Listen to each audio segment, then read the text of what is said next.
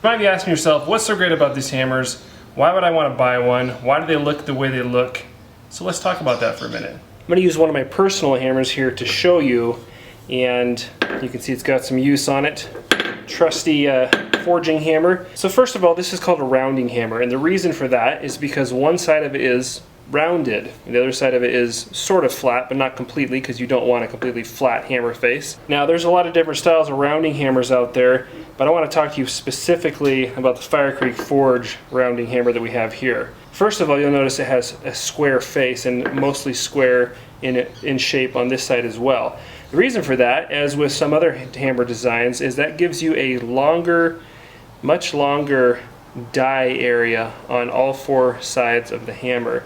This is extremely beneficial in a lot of different applications, especially bladesmithing perhaps, where you can use this die to really get into spots and forge with it.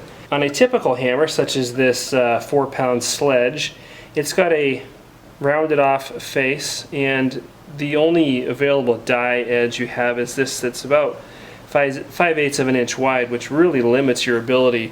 This is really just for striking something right in the general center of the face of the hammer. You can still use it for forging, but it's not nearly as versatile as something like this.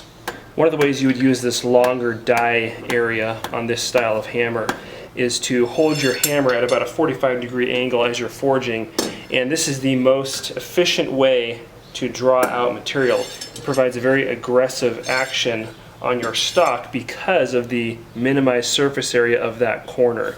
And then once you have created a series of mountains, or what you would call divots in there, you can go ahead and flatten those out.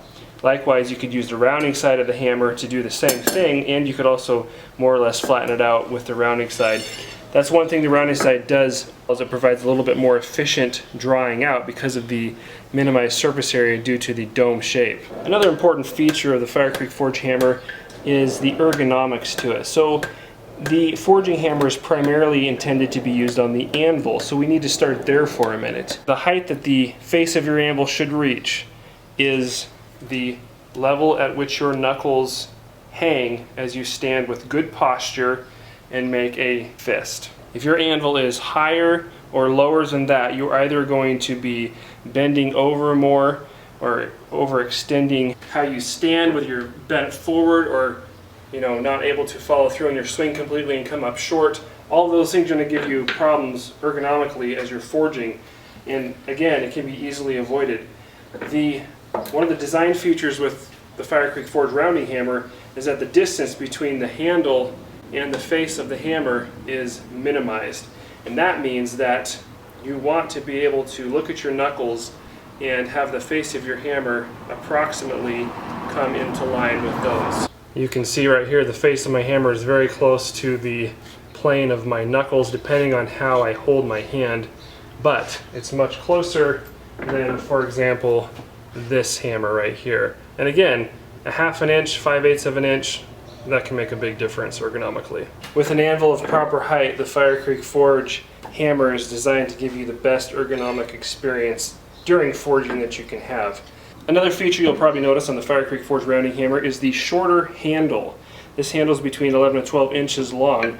A little bit different than your typical hammer handle. A lot of times you'll see blacksmiths using hammers similar to this and holding the hammer way out here. Now, I realize that some people are used to this and it's their preferred method, but you have to take into account simple physics. The longer this lever is, which is what it is, the more pressure and resistance it's going to put on your joints as you're using this hammer, because it can. It's a simple machine, simple physics. The weight of this hammer head is able to put more strain on your joints all the way up through your shoulder with a longer handle. That's just all there is to it. This hammer right here is 4.5 pounds. I typically use a 5.5 pound hammer for most of my forging. These are weights that you're not going to start out with.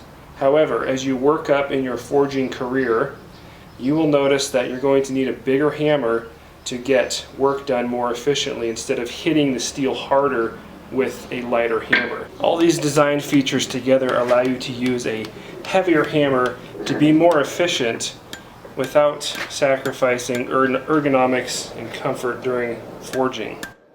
Instead of using a hammer handle and holding it way out here to try to get the power of your swing and allowing that to torque around your joints and your wrist and put undue strain and stress onto your joints, this allows you to hold the hammer where it best balances in conjunction with your body.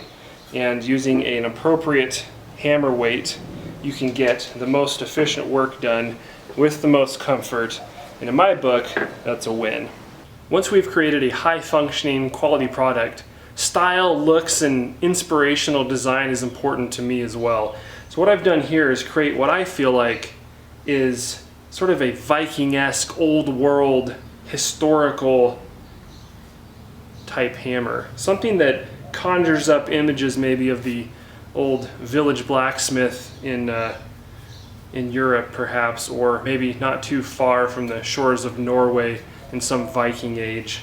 I do know that this hammer is inspiring to me, and I hope it is to you as well. And as if all that wasn't enough already, these are hand forged by me in Texas, United States of America, from steel manufactured in Seguin, Texas, United States of America.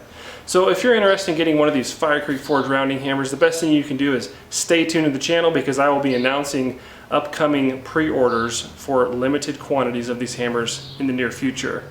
And if you're interested in seeing how I make these, go ahead and check out this card up here and click on that video and you can see the entire process. As always, thanks for watching, and we will see you on the next video.